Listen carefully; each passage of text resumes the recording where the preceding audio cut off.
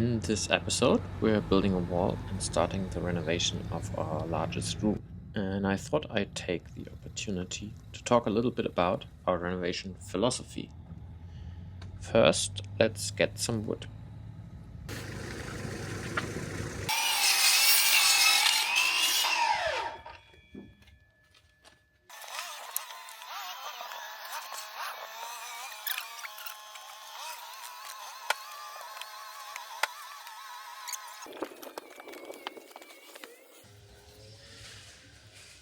Okay, we finally got some wood and we found a seller that sold some second-class wood over Le Bon Coin. So we went here to get that, and we got that. And then we found that he also has the construction wood we need, which is perfect. And it's such a beautiful place. I wanted to show you this. It's such a beautiful view over the landscape and the Pyrenees in the background. And they're really friendly here. So now we're gonna go home, unpack all of this and build a wall. While I unpack, let me explain why we built our interior wall with wood and not like I would normally do with steel framing and plasterboard. So the reason number one is aesthetics. We could try to make a plasterboard look like an old wall, but it's not easy and would probably look pretty bad. A wooden wall will look like a wooden wall and could have been built years ago. Secondly, wood produces less CO2 in production, while steel and plasterboard need energy to be produced. And the third reason is a bit more related to where this wall goes. So let me explain. So we got the wood in the workshop, and the next step is to mark where our wall will sit exactly. And the wall will sit under this large beam, and we want to build the wall so that the beam is visual from both sides, because then it's similar to what the beam looks like on the other walls. So as you can see, this wall divided a really nice large room. And the main reason we are dividing this room is that we have a lot of large rooms, but a lack of smaller sleeping rooms. And as I said in episode 3, it is possible that in the future we want to take this wall down again. And this brings me to the third reason we use wood. I have taken down a number of dry walls in my life, and I can say that it's really hard to reuse any of the material. With wood, it is so much easier. We could probably use most of this wood later. And this brings me to one of our main philosophies in renovating the house. Do not try to attempt to build for eternity. If you look at the way interior designs have changed the last 40 years, it's hard to imagine that what we want now is exactly like people wanted 40, 30, or even 10 years. To me, a big part of building sustainable is to build not for eternity, but in a way that gives future generations options to redo, change, or take down whatever we build without having to waste energy and resources. This is why we try to refrain from using concrete as much as possible, for example. And a thought that often comes to my mind when we're at the beach in Cabreton, where you see the bunkers from the beginning of this video, which to me are a horrible example of trying to build something for a really, really long time. And I like to compare that to my kids building sandcastles, and they know exactly that this will just vanish with the next tide. Okay, before we get completely off topic, we got so far with the wall that we can add electricity. Let's see how that went. Okay, the moment of truth. I'm gonna turn on the switch. Yeah, and that's not working. So I have to figure out what's wrong here. So it is working. Here we have the switch. There we have the light bulb on and off. Switch is upside down. That's the only thing that I have to change. And otherwise, I can start closing the wall, which I'm gonna do next. So while I'll close the other side of the room here, I want to mention that for acoustics, it's good if the two sides of the wall are not connected to the same studs. So we have the horizontal studs and they're going through, but then there's some vertical ones where I'm actually connecting the panels to, and these are on different spots for one side of the wall than the other side of the wall. And this is much better for acoustics because the sound cannot travel through the wood as easily. And while we're talking about insulation, let's have a look at it. The insulation we're using is, I don't know what it's called in English, I'll write it down, but it's called cellulose. And it's basically very, very fine particles from cardboard and cotton and so on. So, I don't know if you can see that. And they're pressed together. And I think it's over 90% recycled material, and it has the best properties in terms of acoustic of all the insulation. And because it's such a highly recycled product, we picked this. Okay, let's get this wall finally finished.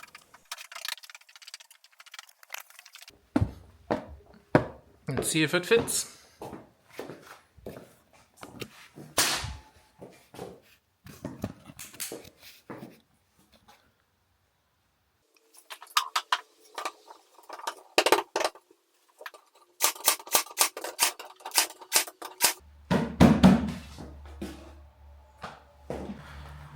Next up is the door, and this door is from upstairs, and upstairs there's the hinges, so I'm gonna take these off first. And this is another big part of building sustainable, I think, is to recycle as much as possible. In this case, this door, we don't need it anymore on the first floor, and it fits quite well into the room. So this is a solid wooden door with some glass in it, and it's super heavy, so it was quite hard work to get it to fit. And as you will see shortly, I nearly damaged my fingers doing this.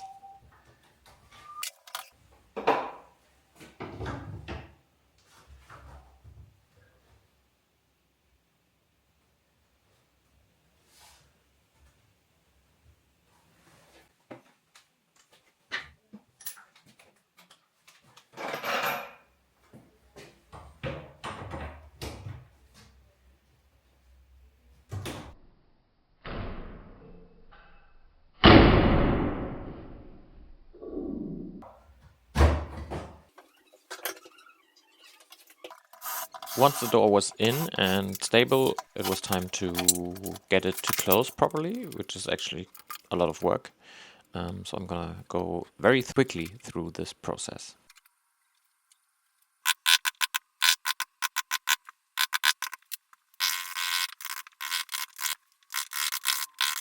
And then after everything was in place and it was closing properly, I did some inner framing so that the door has something to sit against, and it's also important for acoustics again to have this.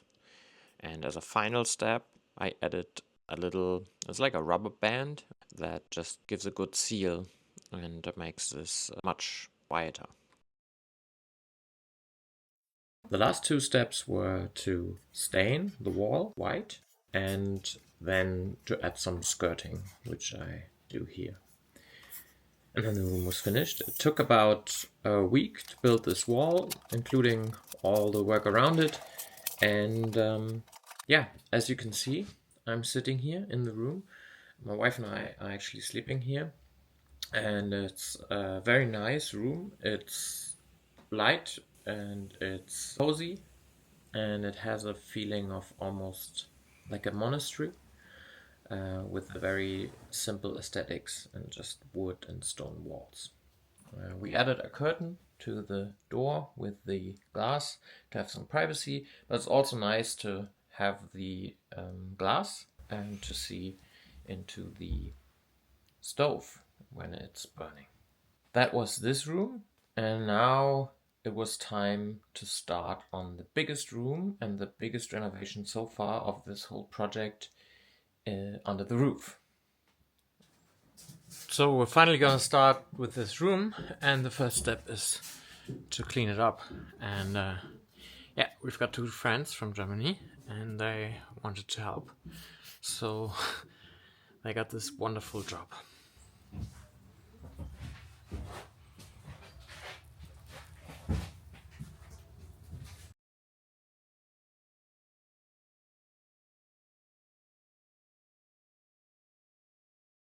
Okay, the room is clean, and that's already a much nicer feeling.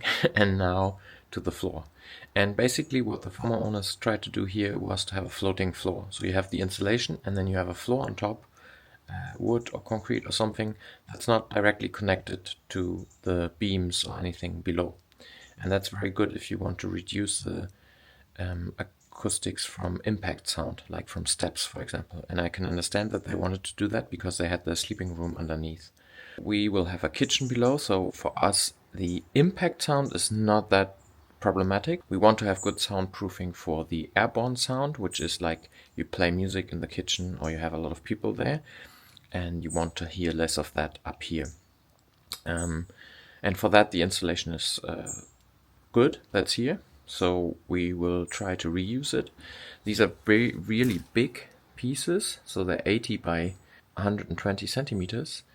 And if we want to reuse them, we have to cut them in half so that we can put our beams in 60 centimeter intervals, because otherwise the distance would be too large for the flooring that goes on top. So here you see us cutting the insulation in half and then putting it away and starting with the first part of the room and the beams. And the beams have to be straight and level, so we used a laser, and under the beams is a kind of minimal insulation that gives a little bit less of the impact sound to the floor. And then I started laying out the pine wood flooring. After one day, a little bit more than half a day of work, this is where we're at. It takes a very long time to do the first 2 rows because they have to be perfectly straight. If they are not straight, then the problem will get bigger and bigger as you continue working. So that took quite a long time. But then it went fairly fast. And I'm quite happy. It doesn't bounce too much. It's pretty quiet to walk on. Despite being second choice wood, it's very nice. So if you're thinking, wow, he looks like he has a sunburn, that's actually not completely untrue. It was a kind of reaction that I had probably to the rock wool in the room after we had cut it, and so I wore protection from that point on, as you can see here.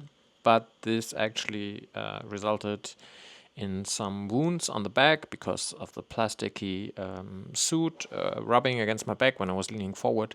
So I had a lot of trouble actually while building this floor. And in the end, when it was more closed, I was able to work without the suit, which was much easier and better. Forschungsinstitute hier in Stockholm immer mehr einsatzbereite Sprengköpfe. Und das ist eine Entwicklung, die mehr oder weniger zum ersten Mal seit Ende des Kalten Krieges so zu sehen ist. Also das ist deutlich bemerkenswert und es ist auch gefährlich.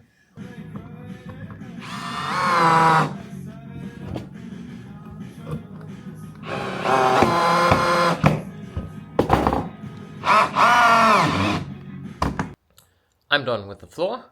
It's really, really beautiful. The pine is wonderful. It's a really nice material. It looks really good.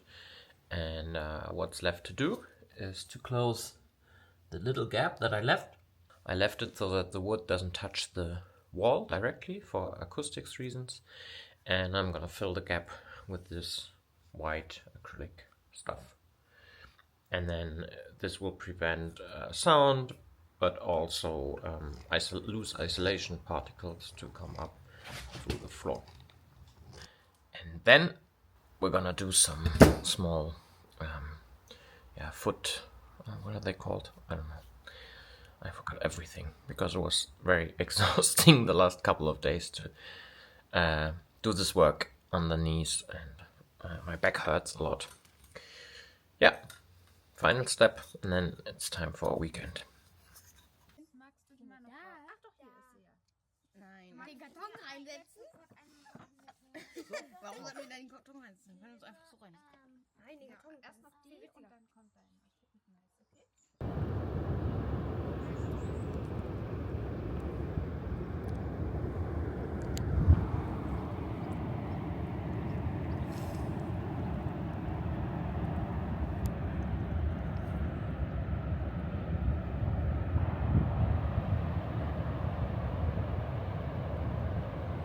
In every building process, there's moments you really look forward to. And this next one was one such moment for me. So after the floor was in and I had a stable ground to work on, it was finally time to open this dormer and start working on the window that goes in here. And the former owners, they had built this but not put any windows in. I'm really looking forward to sitting at this spot one day, looking out of the window, maybe writing a novel or something like that. The window hole is there, and I've started cutting these down, and they're almost level now.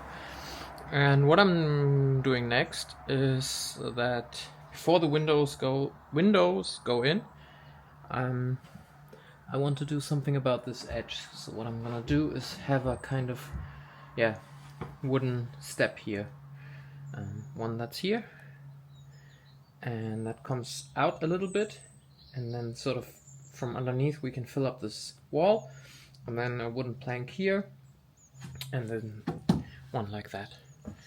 So that's what I'm gonna do. And we bought a saw. I couldn't get hold of a good used one, so I bought a new one. And so far it looks really promising. It was hard to get, actually. They're almost sold out, but yeah, I got one.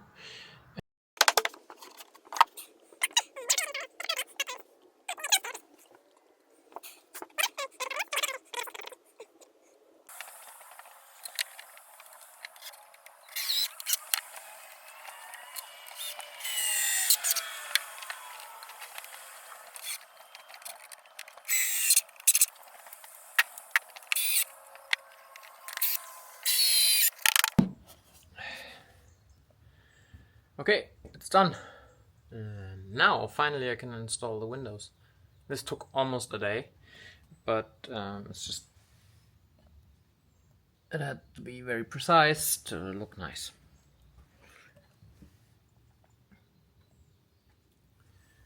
I did try to find a very long window, maybe secondhand, that could fit all of this hole, but that was not possible to get, and a custom made would have been very expensive, like 3,000-4,000 euros. So I got these two, which were, I think, about 200 euros each, and I think that's actually quite okay. You have two windows that can be opened separately, and I'm quite happy. We painted them white. I'm not too happy about that, but yeah, once we made that decision, there's no going back. And this is the view.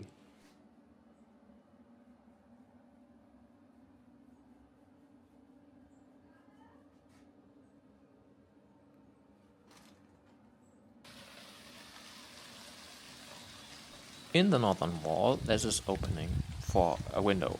But before I can put a window in, you're looking at some really rotten wood here. And so I had to get this out. And I tried to stabilize the wall above it a little bit, but it was actually not that much necessary. It was holding itself up. And then after that, I found a window that fitted almost perfectly, but I had to cut a bit of the stone away at the bottom. And then this is one of the rare cases where I use this polyurethane foam to put in a window, because there really isn't a much easier way to do it, even though this is quite horrible stuff.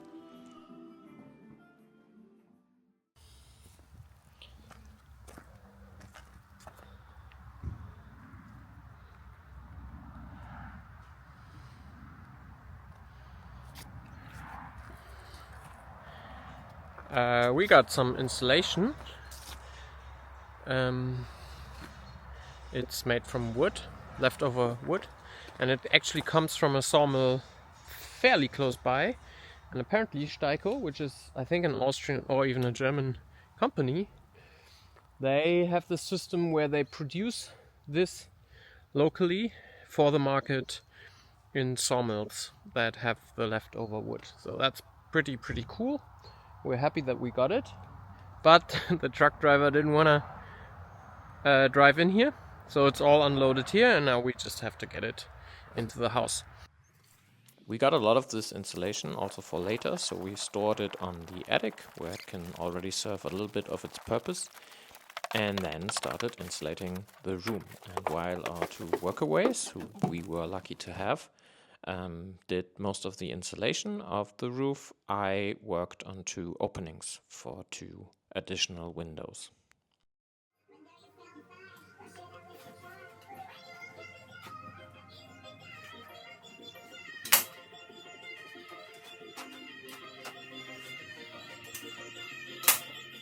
These were the first roof windows that I've ever installed, and so there was a steep learning curve, but it was actually fun, and they make a huge difference to the room.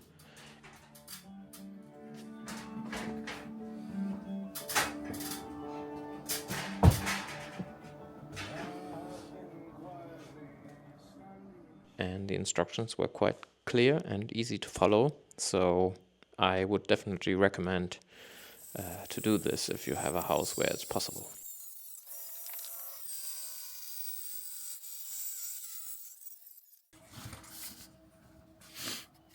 Finished. The windows in, and I really like the height.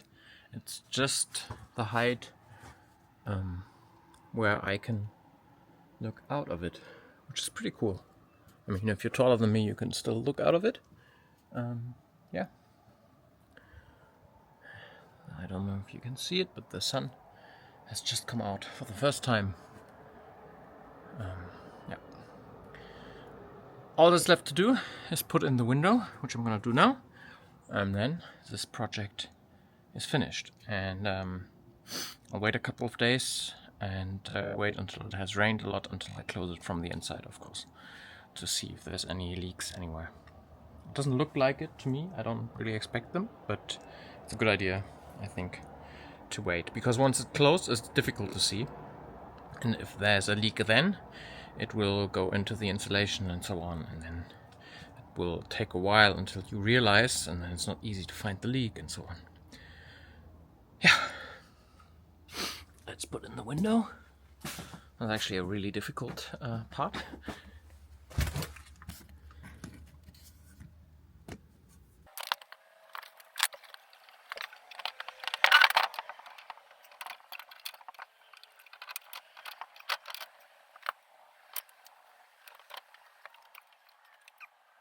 So I fucked up and bent some of the parts, which is really annoying. I think I can get them, but it's really annoying.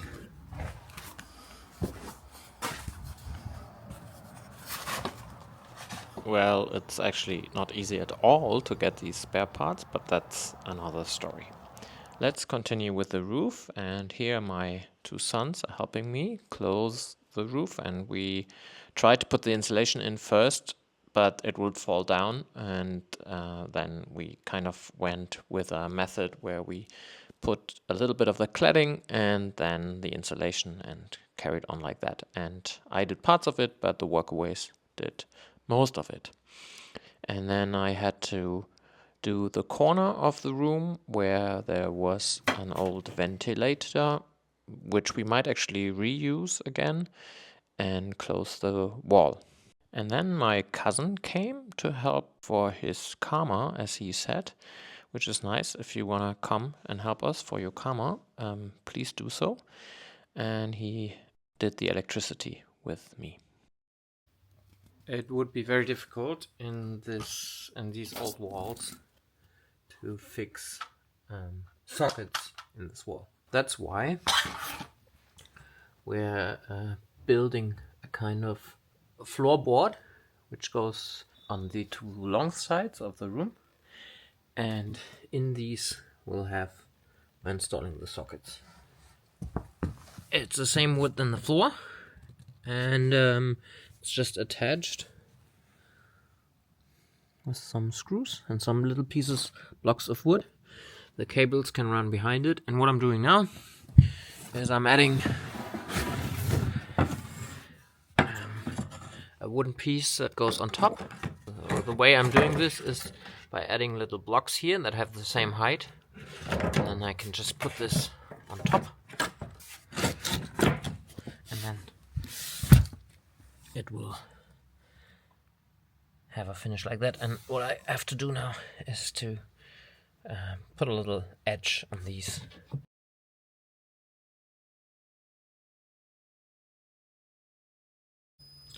So, this is the room where we are at right now. It's not finished yet. I would have loved to finish it. I'm going away for a couple of days, and it would have been really nice to be ready with this room. But I'm not. I'm gonna post this video anyway, because it might take a while until we get it finished. I hope you liked this episode where we tried to explain a little bit about our philosophy of what we think is a sustainable way of renovating this house. I really hope to see you in the next episode, the last one of 2024, where we'll prepare for Christmas, reflect a little bit on our life's choices, and also start with a really exciting new development in our future kitchen.